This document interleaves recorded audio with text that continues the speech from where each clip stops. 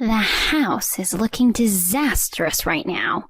Please tell her to hurry back and clean up. My mother-in-law came all the way to my parents' house just to tell me that.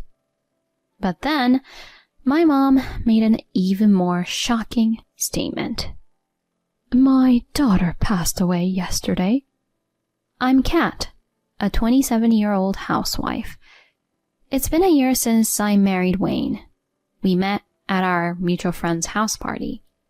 I wasn't good at meeting guys, so my sweet friend set it up for me. That's where I met him. Hi, can I join you?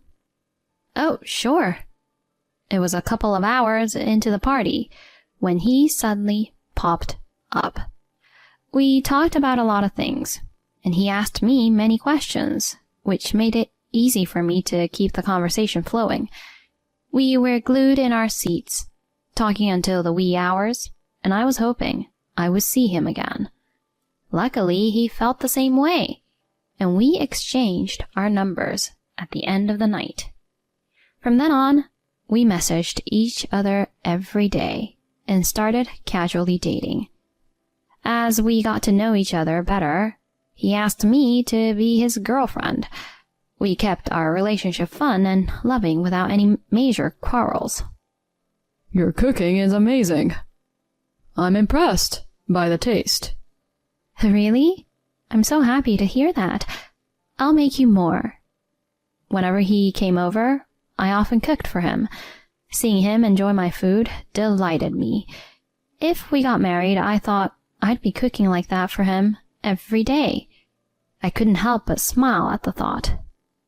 I did hope to marry him someday. Then, about a year into our relationship, he popped the question. Will you keep making delicious meals for me? Marry me. I was totally caught off guard by how quickly it happened, but I was ecstatic. Yes, I love you so much. Hence, the wedding preparation began. We quickly informed our parents and had the customary meet and greet. Then we tied the knot in a beautiful ceremony. Many friends and co-workers blessed us at our wedding, and I felt an overwhelming sense of happiness. We had been living separately up to that point and finally moved in together. Wayne wanted me to focus on being a homemaker, so I quit my job to become a full-time housewife. I did my best to provide a comfortable home for him by expanding my cooking skills and keeping the house squeaky clean. However, there was one thing that grabbed my attention about Wayne after living together. He was way messier than I imagined. First off, he always left his clothes lying around. It was a common sight to see his socks or t-shirts scattered on the living room floor after he had taken them off. And after eating, he didn't bother to take his own dishes away, but went straight to the sofa to lie down. I understood that it was my job to do the chores as a housewife, but I wished he'd be a bit more mindful about how he lived. Another surprise was that he couldn't do his tie by himself, and I had to help him. How did you manage before?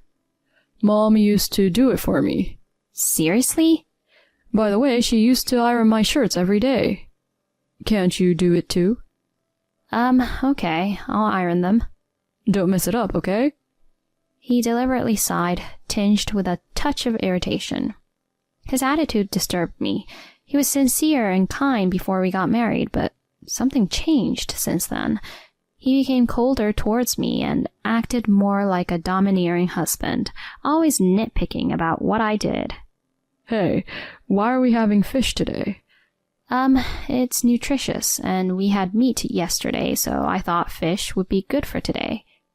Are you kidding me? You know I like red meat, right? I don't want to eat fish. But he often expressed his selfish desires. Hey, my shoes aren't polished enough. Make sure the beer is ice cold. Don't serve all the dishes at once. It's overwhelming, you know?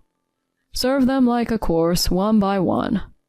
Honestly, his demands were tedious, and it was getting on my nerves. Whenever I couldn't meet his standard, he'd blame me, saying, Mom always did it perfectly.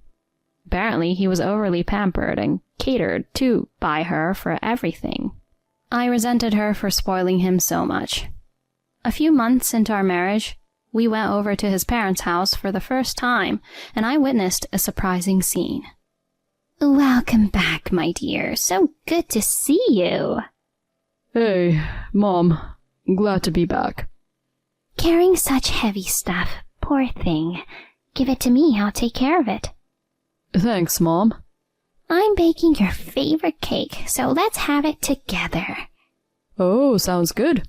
I'd love some coffee made by you too. Of course, dear. Come, have a seat on the sofa. Miranda was only talking to Wayne nonstop, completely ignoring me like I wasn't even there. Larry, my father-in-law, greeted me and we engaged in a conversation, but Miranda was stuck to Wayne the whole time. Sorry about that, Kat. Miranda tends to be overprotective, and I've always tried to caution her, but she never listens. She's been like that forever. Wayne, well, he's overly dependent too, and I'm ashamed of it.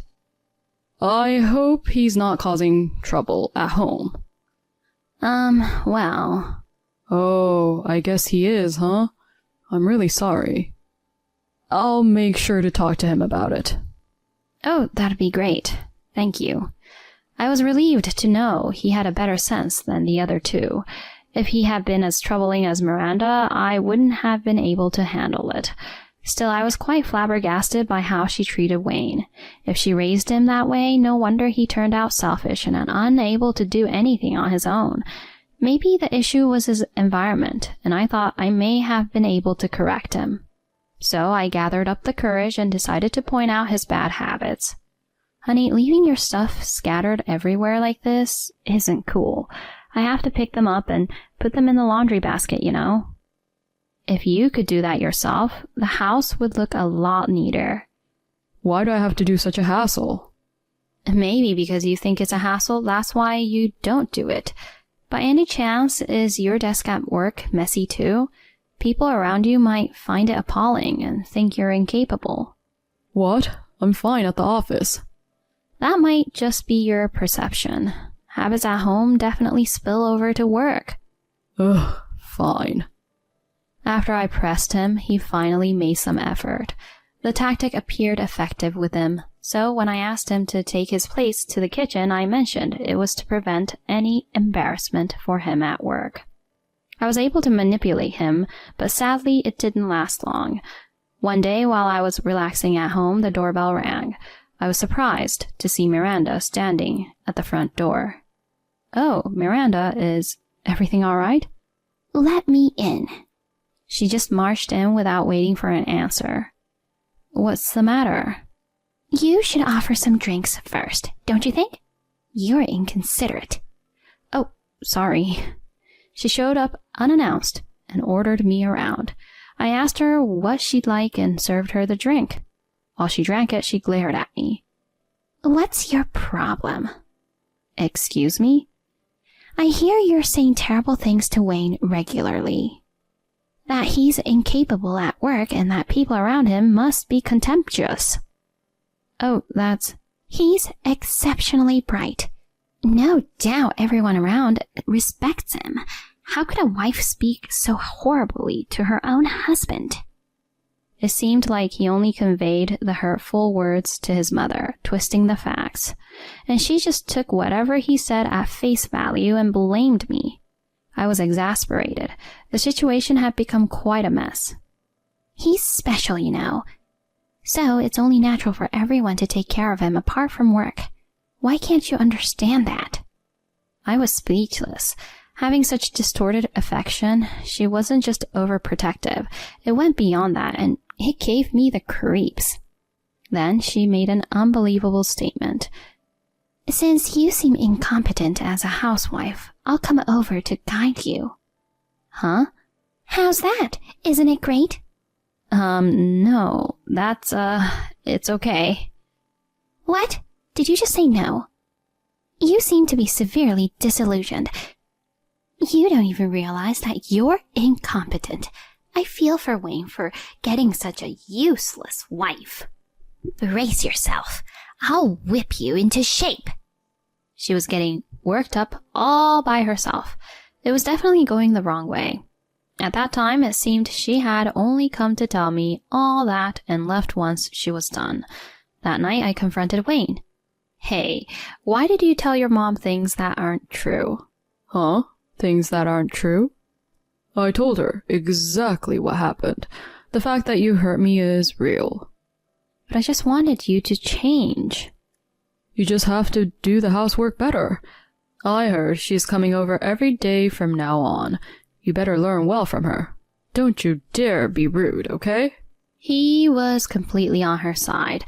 Just as she doted on him, he also seemed to dote on her like a mama's boy. She started coming over the next day, just as she said. What's with all this dust? You haven't cleaned at all. This tastes terrible, so pathetic. That's why you're a useless wife. I wish Wayne would throw you out. I wondered why I had to be belittled like that. Her daily visits were becoming a significant source of my stress. As time went on, my health deteriorated, and I decided to get checked up one day. To my astonishment, I found out that I was pregnant. Although it was unexpected, I felt joy knowing that my child was on the way. I immediately informed Wayne. Pregnant? Yeah, we're having a baby. Oh, yeah? Well, keep doing your chores properly like before. Huh? I was puzzled by his reaction.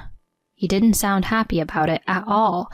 I told Miranda as well, but she reacted similarly to him.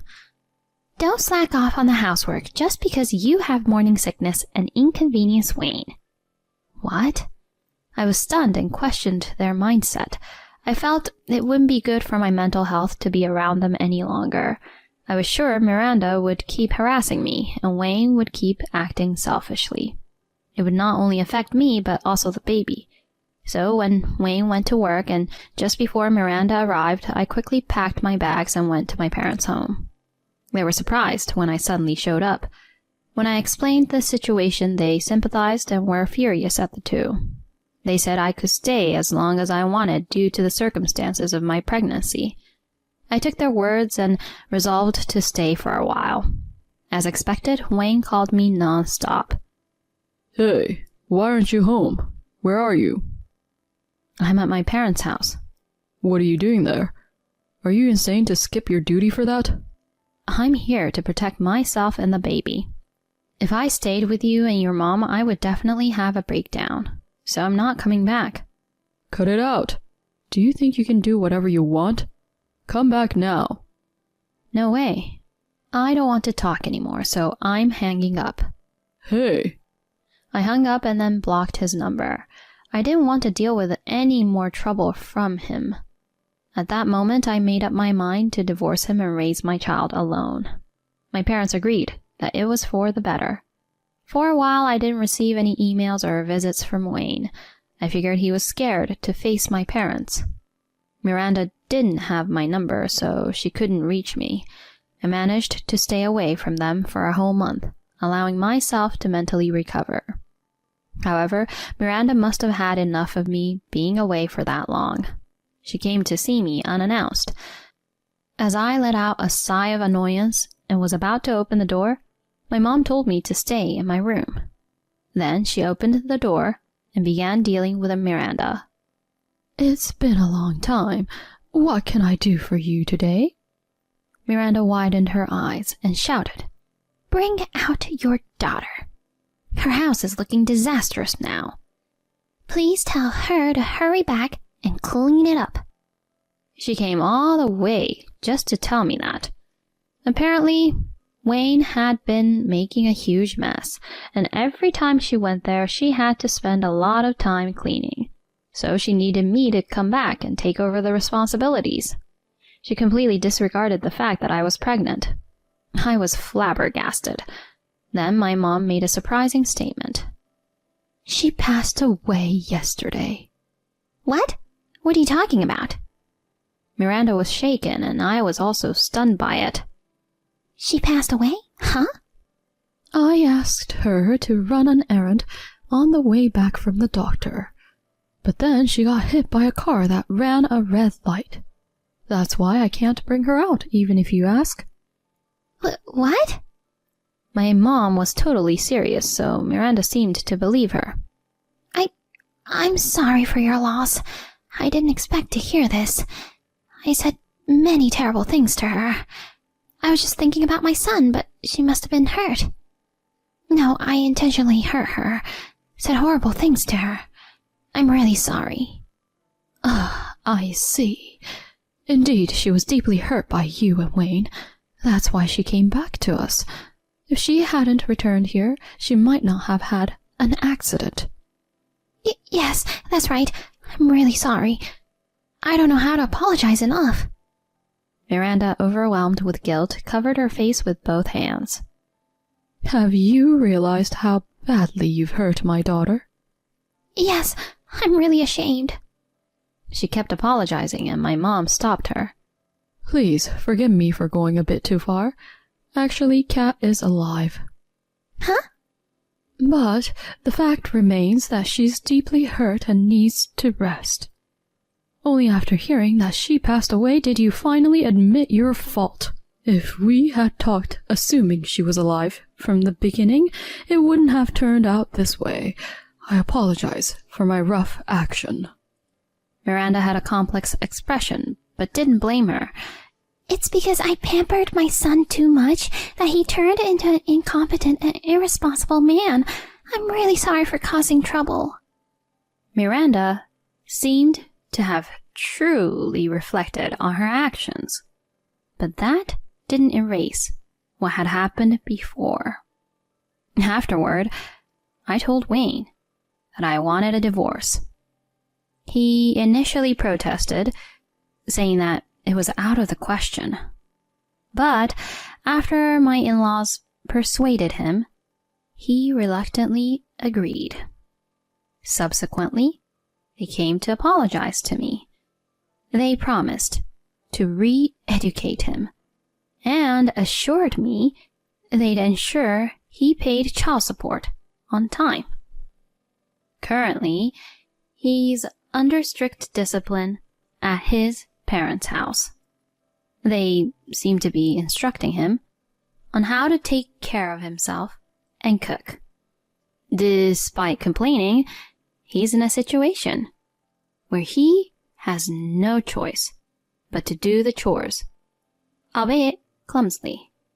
Occasionally, my in-laws get to see their grandson.